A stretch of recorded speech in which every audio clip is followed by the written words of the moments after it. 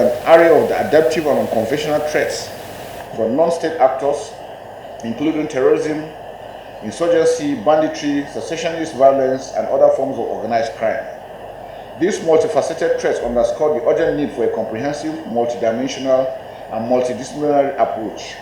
In response, the armed forces have fully embraced the whole of society approach, a framework that emphasizes synergy among the military, government institutions, and the people as a unified trinity in the fight against insecurity.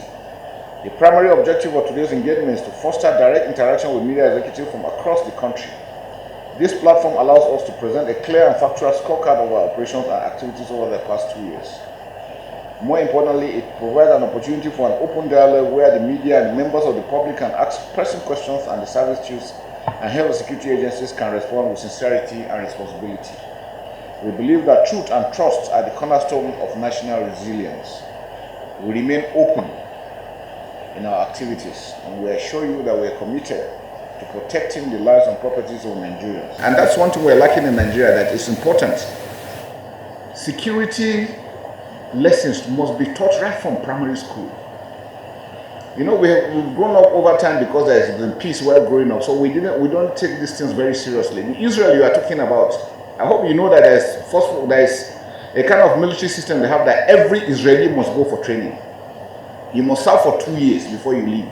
So as you speak, everybody above 18 is a military man. So he automatically knows what it is. And then the ones that are not 18 yet, they have these lectures, these programs. They teach them what to do, what to see, what to look out for. We don't have those things. And that's why it's important now that we have challenges like this, we must be able to develop that aspect of security training for our children from the beginning until they grow up. And it brings out the awareness. So you mentioned the issue of the rehabilitation. You know, I always tell people that in war, it is natural that once your enemy surrenders, you can't kill him. And you know, people have held us accountable on such issues. So we too, because Nigeria is a signatory to Human Rights Charter, we are duty bound to obey it. So once there is that, anybody who surrenders, we are bound to receive him and take him and prepare him for prosecution. That's how it is being done. And we make sure that those ones that have gone also go through the safe corridor. And safe corridor is where they are de-radicalized until we're sure who they are and their stand back. And I can tell you, those of them that went there have not gone back to anywhere. You'll be hearing reports of no, they're not the ones doing those selling of those arms. Most of the people selling those arms are people that are just doing business on their own. In Maiduguri, you find commercial vehicles, commercial drivers will drive into filling stations, buy full tank. When they go across, they have some arrangement, they can remove some quantity. Naturally. So you see, the war economy comes in, and once the war economy comes in, saboteurs will increase to make sure it's prolonged. There are people that are benefiting from it. And I keep on hearing most of the people saying the military doesn't want it to end. I say, who is that foolish person that is dying and wants it to continue? I mean, the video, the clip we showed you, these are parents of people. These are fathers, mothers. Just the way we're here, our children are going to school, coming back, we can take them for movies, we can take them. You don't have that liberty to do that. The children are not seeing their parents. Okay, look at that one, that double amputee. Tell me, what can he do again for his family? So these are the things that we need people, Nigerians, to understand, that people are sacrificing so much for this country. And then we need to encourage them. Like you had, the few of them that have gone for Invictus Games felt a sense of belonging, and it gives them new awareness. So those are the things we appeal to Nigerians to always want to support these people. And for all those ones committing crime, whether civilian or not, most times when you hear when the Air Force strikes an area, the next thing you hear is that civilian casualties. I can tell you most of those times there are people that are trading with the terrorists. Most times before any strike is done, deliberate efforts are being taken. Yes, there could be mistakes, but on most occasions, they are the ones trading with it. So when it hits, they'll come and say, no, they are just civilians. You cannot be, a friend of a thief is a thief. So that is the procedure, and that's how it is. So we tell you that we're working inwardly, checking also our own men. In case we have people like that, we always want to check them, and then those ones from outside. So those are the things we're doing. We're losing to, it's war we're fighting. I think sometimes people don't really, maybe people think we're still doing Nollywood or Kannywood. No, this is real life situation. People are being killed. We're fighting enemies that don't mean this country well. And the most unfortunate thing on their own part is that they have nothing to lose.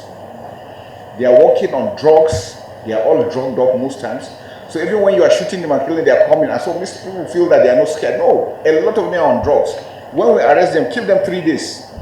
When the drug wears out, the man will be telling you, what is he doing here? Most of them. And then some of them have been brainwashed.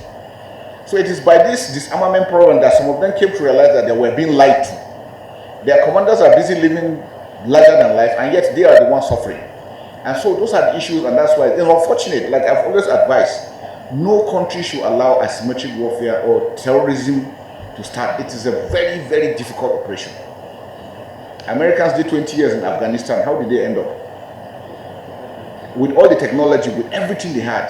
So when you are dealing with somebody who believes in what he's doing, it's a very dangerous situation to do. And then so the society must come together with members of the armed forces to defeat that. Otherwise, it will continue to be a problem. So the dying is, and you mentioned that yes, we don't show pictures. I don't know how many of you know how many people died in Afghanistan. They don't tell you. They don't mention it. Because again, it has effect on morale. The idea of running to go and report, also you are affecting the morale of your troops. And once your men are demoralized, how do you want them to work? So we must always understand these concepts. That it's important that we think of the men that are doing the fight. And that's why we took it upon ourselves that those who are injured, we should not just leave them go like that. Because the people fighting will say, oh, if it happens to me, this is what will happen to me. And not mistakes, but that does not mean we should go out insulting everybody and making it. And the way it looks as if when a soldier dies, we tend to like celebrate it. When a terrorist dies, nothing happens. These are the two things that we need to look at. Are we looking for the money, or we're looking for the continuity of the country and of Nigeria as a nation? Those are the things that I think is very important for us. Modern warfare, yes, we don't produce what we need.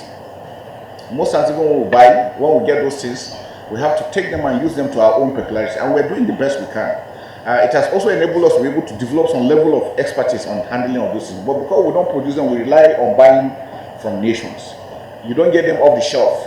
Even with your money, sometimes it's difficult buying those items. But we are doing the best we can to get it. With what we have now, what we are achieving, I think it's almost a miracle we're doing. That I can guarantee you. But again, the president has approved last year signing the DICOM bill. Now what we're doing with DICOM is we're inviting original equipment manufacturers to come to Nigeria and let us produce. Now if we produce in Nigeria, we'll have the weapons we require, we will save our foreign exchange, we'll be able to employ our own youths, and besides that, we will be able to sell to our countries, our neighboring countries, some of these things. Because even if they have diplomatic issues, militarily we're all working with all our neighbors, because we know the danger. The enemy you are fighting does not respect human, does not respect border. He attacks anybody. So if we don't come together to fight, to prevent it, they can attack Nigeria or attack Niger or Chad. So we're still working together. That I can assure you, we're doing that. On the issue of Alero, Alero, the beer Alero is just like a pseudonym they use for themselves, like a commander or something. So the one they kill is not the same one you saw in Katsina. And like you mentioned, yes, sometimes it's when you see you are doing one thing and then somebody else is doing something else. We continue because it's democracy. So we need to continue to dialogue to make the states to also understand that we need to work together.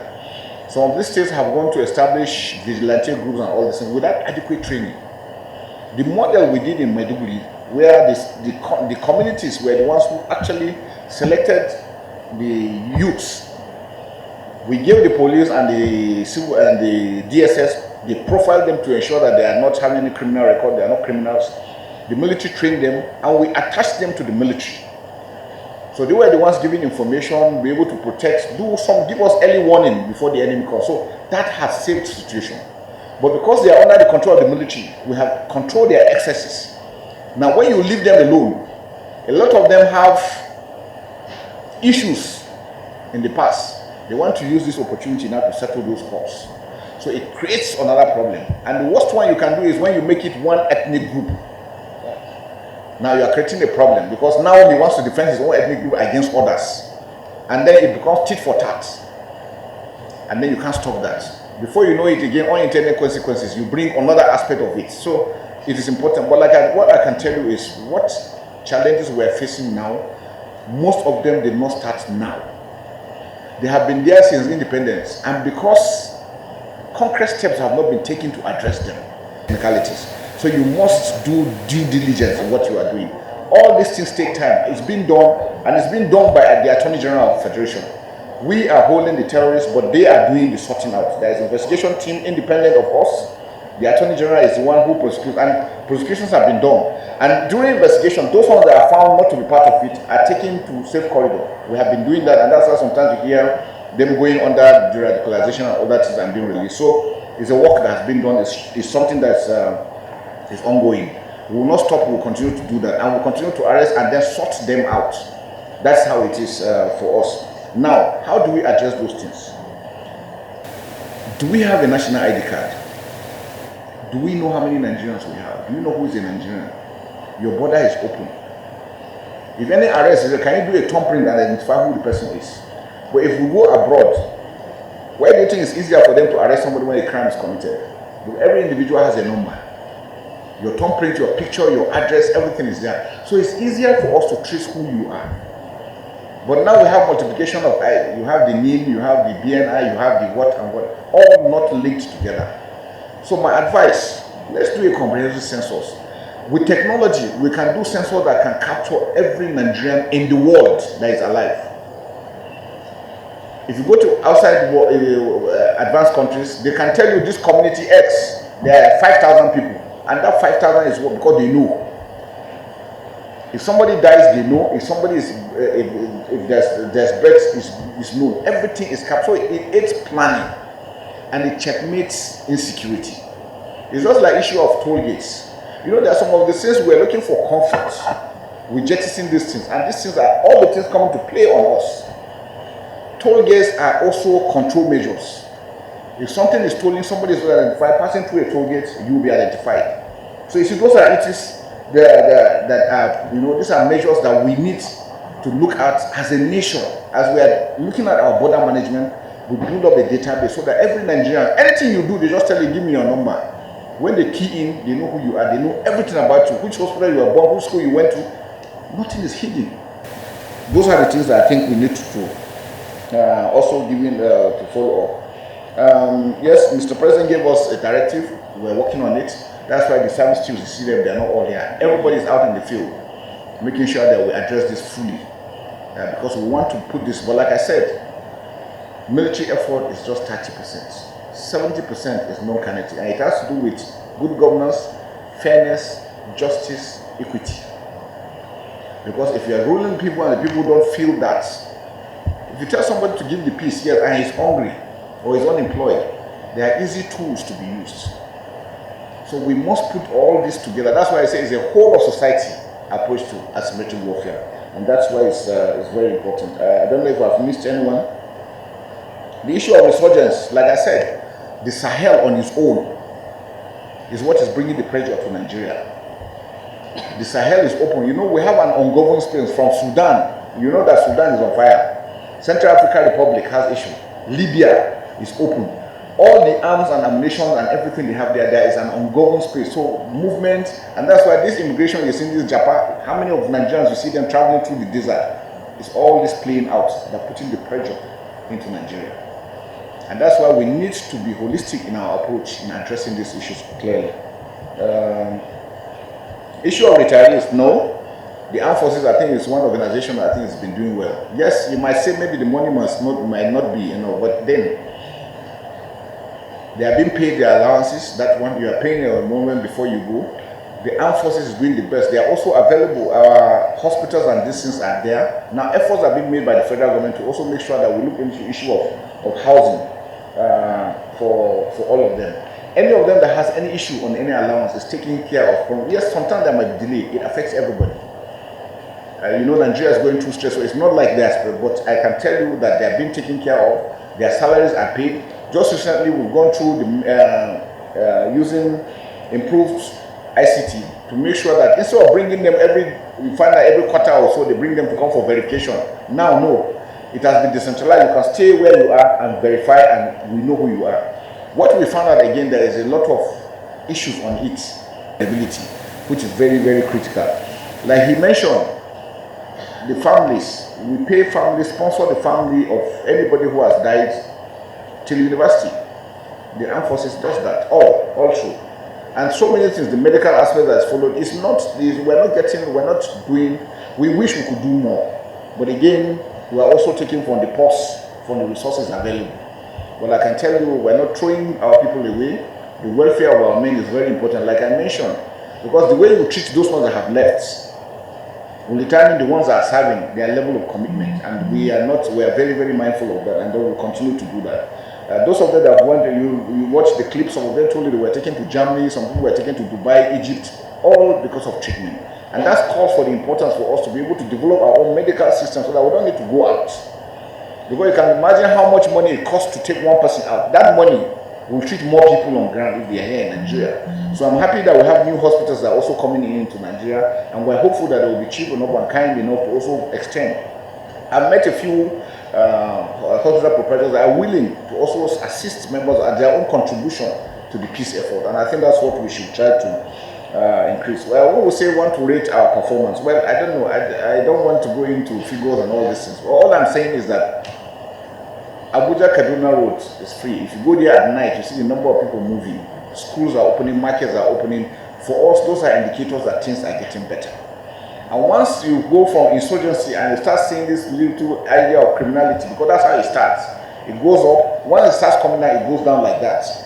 Like in the South, because now they don't have ability to break pipeline, do all those stuff, they started separacy, doing robbery, minor robberies and all this, to show you that they cannot get to their objective. So, and that is why I said law and order.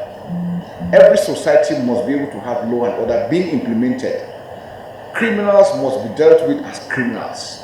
Like, I'm happy somebody mentioned the issue of cases pending, or you give bail. These are not things what the military can do.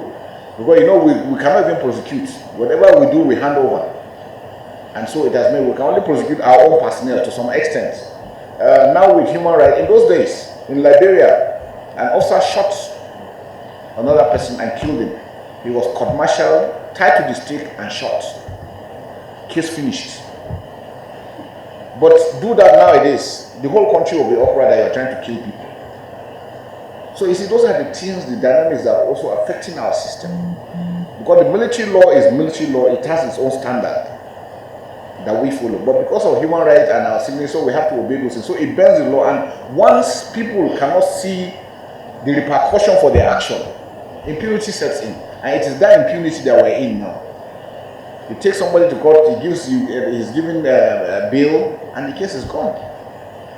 It's not what the military can do. So those are the things we're appealing that we should look into it and be able to address. Strategies, there are so many, and with asymmetric warfare, it's not like the conventional. Conventional is country to country, you know who your enemy is. Now we're dealing, you don't know who your enemy is. That person that is smiling with you could be the enemy. So you see, it makes it more dangerous and more difficult. There were issues that we had. We do clearance operation, we go into communities, they will just bury their weapons and come out and tell you. And if the man is not carrying arms, to you, you can't determine. You pass and go. Behind you, he digs out those things and attacks you from the rear. This is what we constantly face. So when these things happen and actions are taken, then you hear people coming with human rights. But one question I always ask us as Nigerians, have you ever wondered when we are succeeding so much, that's when this so-called human right or amnesty come after us? How many of them have been talking about the other wars presently ongoing? So why is it only our own that they are interested in? These are questions that we should ask ourselves. And there are some people, remember some people said 2015 Nigeria was going to pack up. This is 2025. 10 years later, we're still strong. So it's not everybody that means us well. And our ability to identify who are our friends and who are our enemies as a nation is critical in what we are doing. So I think these are areas we want to continue to do. From sports magazine, yes, I don't know whether you're covering our sporting events a lot. Yesterday we just finished the CDS Independence basketball competition, and because you see, one thing I feel, growing up we had the privilege, like the old man was born and raised in Sokoto. Growing up we had primary school sports, secondary school sports, university sports that engaged youth all through the year. Now do we have that? So we have so many youths not doing anything, they become willing tools. We need to go back to things like sports. Nigeria is a talented country in every sport. With that, we can do and engage a lot of people. That will be their source of livelihood. just like movies and Nollywood and all this. So we need to open up this, and that's why I said is the whole of society approach to tackling insecurity. Thank you very much. Thank you, sir. So we'll now take the last set of questions.